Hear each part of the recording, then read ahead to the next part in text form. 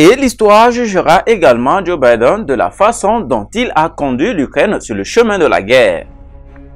Comment sa diplomatie ratée a donné l'avantage à la Russie. Vous souvenez-vous de ce que Biden a dit après sa prise de fonction? L'Amérique est de retour, dit-il. La diplomatie est de retour.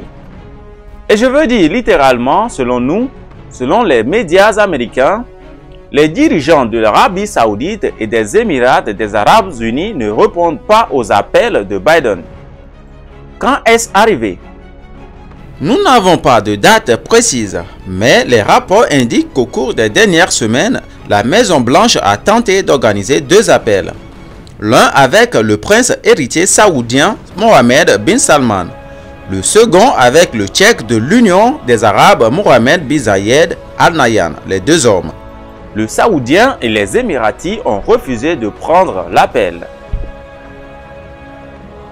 Mais savez-vous ce qui est encore plus humiliant? Ces 2 dirigeants se sont entretenus avec Vladimir Poutine. Que révèle le camouflet? Un déficit de confiance. L'Arabie Saoudite et les Émirats des Arabes Unis sont des partenaires clés de la défense américaine. Ils dépendent des armes américaines. Ils dépendent du leadership américain. Et Biden n'a pas réussi à donner les 2. Il a coupé le soutien militaire à la guerre au Yémen. Il a déclassifié les documents liés au Khashoggi. Meurtre. Peut-être que les intentions sont bonnes, mais le fait est que les actions ont des conséquences. Vous ne pouvez pas vous aligner les dirigeants et ensuite compter sur leur soutien. Si vous le faites, ils ne répondront pas à votre appel. Joe Biden devrait savoir qu'il ne cesse de se vanter de ses 50 ans de carrière à propos de ses côtelettes en matière de politique étrangère. Mais qu'a-t-il réalisé avec toute cette expérience? Il ne pouvait même pas unir l'Ouest. Chaque pays disait quelque chose de différent. Biden a déclaré que la non-division serait annulée.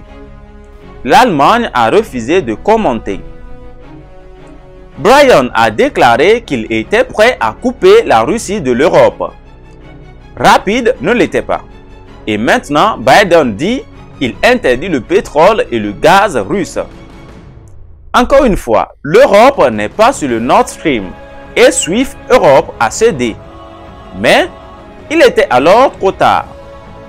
La Russie avait déjà atteint les portes de Kiev. Biden a eu suffisamment de temps pour se préparer à tendre la main à ses alliés pour travailler sur les sanctions communes. Mais Joe Biden, le président des États-Unis, n'a pas tardé à réagir. Ses partisans disent que cela fait partie de la diplomatie tranquille. Eh bien, c'est peut-être le cas, mais la diplomatie de Biden était si silencieuse.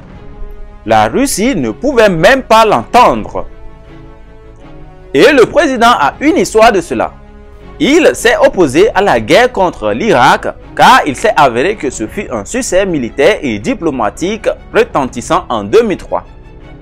Il a soutenu l'invasion de l'Irak. Nous savons tous comment cette erreur numéro 3 s'est produite en 2011. Joe Biden a changé sa position sur l'Irak. Il a poussé le président Barack Obama à retirer les soldats américains. Et que s'est-il passé ensuite? Plus de violence sectaire venue d'Iran. Et enfin, l'émergence de l'erreur numéro 4 d'ISIS. Biden a déclaré que l'effondrement du gouvernement civil afghan n'était pas cité. En quote inévitable, car il s'est avéré que c'était inévitable. Les talibans ont conquis l'Afghanistan avant même l'évacuation américaine. Prendre n'importe quelle décision de politique étrangère. Joe Biden a-t-il choisi le mauvais côté? Je vais vous donner un autre exemple. Cela date de 1997, quand Biden était sénateur. Il répondit à une simple question. Si l'OTAN s'étendait vers l'Est, la Russie ne se rapprocherait-elle de la Chine? Écoutez sa réponse. Je cite, « Ils ont parlé de... Ils ne veulent pas de cette expansion de l'OTAN. Ils ont parlé encore et encore et a dit que si vous faites cela, nous nous tournerons vers la Chine. » Et je n'ai pas pu m'empêcher d'utiliser l'expression familière de mon État. Beaucoup de chance en dernière année. Vous savez, bonne chance. Et si cela ne fonctionne pas, essayez l'Iran. Ignorant, condescendant et surtout faux. La Russie se rapproche de la Chine. Les deux pays ont convenu d'un partenariat stratégique. Nous venons de vous dire comment Zelensky a commis de graves erreurs de calcul. Eh bien, au moins Zelensky est un novice en politique. Quelle excuse Biden a-t-il? Il n'a pas prévu deux réalités politiques majeures aujourd'hui.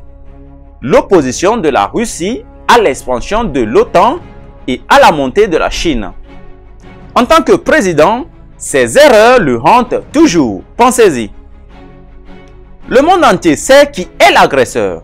Le monde entier sympathise avec l'Ukraine, au moins en privé. Mais Joe Biden n'a pas réussi à créer une coalition mondiale. L'unité sur laquelle il ne cesse de sauter, dont il ne cesse de parler, est au mieux l'unité occidentale et cela aussi se fissure. Qu'en est-il de ses alliés d'Asie, de l'Ouest et l'Indo-Pacifique? Ils ne sont toujours pas à bord. La vérité est que l'Europe aurait réagi furieusement quoi qu'il arrive après toute cette guerre dans son jardin. La question est, qu'est-ce que l'Amérique a apporté à la table?